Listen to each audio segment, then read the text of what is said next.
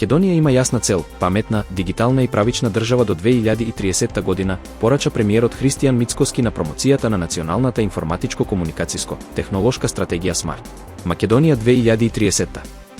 Тој истакна дека дигитализацијата е предуслов за владење на правото и борба против корупцијата, бидејќи дигиталните процеси оставаат јасна трага и одговорност.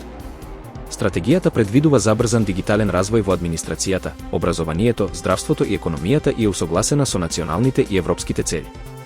Министерот Стефан Андоновски нагласи дека земјата напредувала 22 места на глобалниот дигитален индекс и најави фокус на инфраструктура, дигитални вештини, електронски услуги и вештачка интелигенција, со цел побрзи услуги за граѓаните и подобра бизнис клима.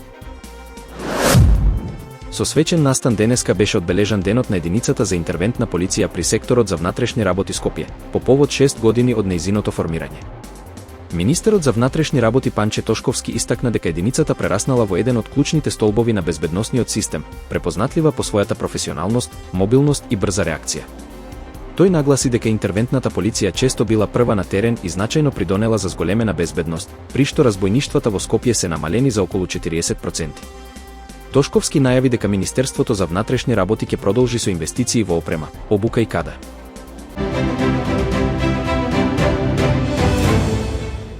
Со заклучувањето на избирачкиот список, Државната изборна комисија влезе во завршната фаза од подготовките за повторените избори за градоначалник во 4 општини, кои ќе се одржат на 11 јануари 2026 година.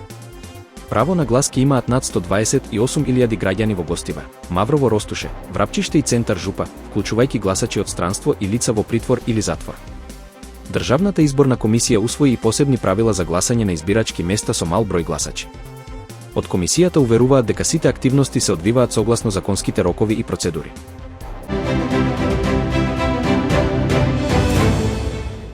Министерството за здравство ги презентираше новите програми за медицински специјализации, со кои суштински се менува начинот на создавање на медицински кадар. Министерот Азир Алиу истакна дека по повеќе од 15 години се модернизираат програмите за да одговорат на демографските и здравствените потреби на населението. Новиот модел предвидува прво силна општа специјализација, како интерна медицина и општа хирургија, а потоа надградба преку субспецијализации. Целта е рамномерно распоредени лекари во секундарното здравство и поквалитетна грижа за пациентите. Програмите ќе бидат унифицирани за сите медицински факултети, со еден стандард и еднаков квалитет на образование. Грчките власти спасија 545 мигранти од рибарски брод во близина на островот Гавдос, во една од најголемите спасувачки операции во последните месеци. Акцијата се одвивала ноќта, со учество на крајбрежната стража, Фронтекс и комерцијални бродови, а сите спасени се пренесени на Крит во стабилна здравствена состојба.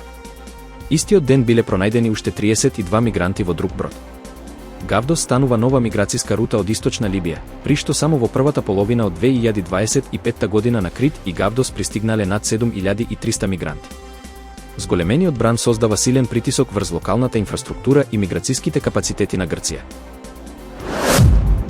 Хрватска се соочува со нагло и невообичаено рано зголемување на бројот на заболени од грип, при што досега се потврдени 2 смртни случаи поврзани со компликации од болеста. Само за 3 недели бројот на пријавени случаи пораснал од нешто над 1000 на повеќе од 7000 неделно, а вкупно се регистрирани над 14000 заболени. Зголемен и бројот на хоспитализации и пациенти на интензивна нега. Најмногу заболени има кај децата, а најпогодени се јужните окрузи. Хрватскиот институт за јавно здравје информира дека вакцината против грип е бесплатна за сите граѓани и апелира на навремена вакцинација, предупредувајќи дека сличен тренд се бележи и во поголем дел од Европа. Унгарскиот премиер Виктор Орбан изјави дека е спречен план на Европската унија за користење на замрзнатите руски средства како заем за Украина, што, според него, би ја вовлекло Европа во војна со Русија. Тој потврди дека Европската унија сепак се договорила за заем од 90 милиарди евра за Украина, но без учество на Унгарија, Чешка и Словачка. Орбан порача дека неговата земја нема да преземе финансиски товар и дека останува глас на мирот во Европа. Лидерите на Европската унија сметаат дека договорениот заем ќе ги покрие воените и економските потреби на Украина во следните 2 години, додека Брисел предупредува дека без помош Украина може да се соочи со сериозна финансиска криза веќе напролет. Председателот на САД, Доналд Трамп, изјави дека не ја исклучува можноста за воен судир со Венецуела. Тој најави и дополнителни запленувања на танкери за нафта во близина на венецуелските води. Предходно, Трамп нареди тотална блокада на санкционираните танкери што влегуваат и излегуваат од земјата, како дел од засилен притисок врз владата на Николас Мадуро. Режимот во Каракас беше означен и како странска терористичка организација.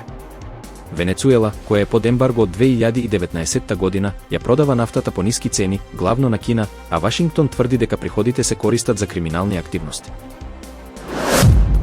Дубај и други градови во Обединетите Арапски Емирати се погодени од големи поплави по најсилното невреме регистрирано во последните 76 години.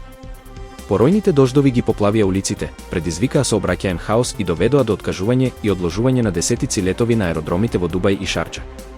Властите ги повикаа граѓаните да останат дома, додека екипите со пумпи интервенираат на терен. Метеоролозите најавуваат продолжување на нестабилното време, а експертите предупредуваат дека климатските промени придонесуваат за се почести и поинтензивни врнежи во регионот.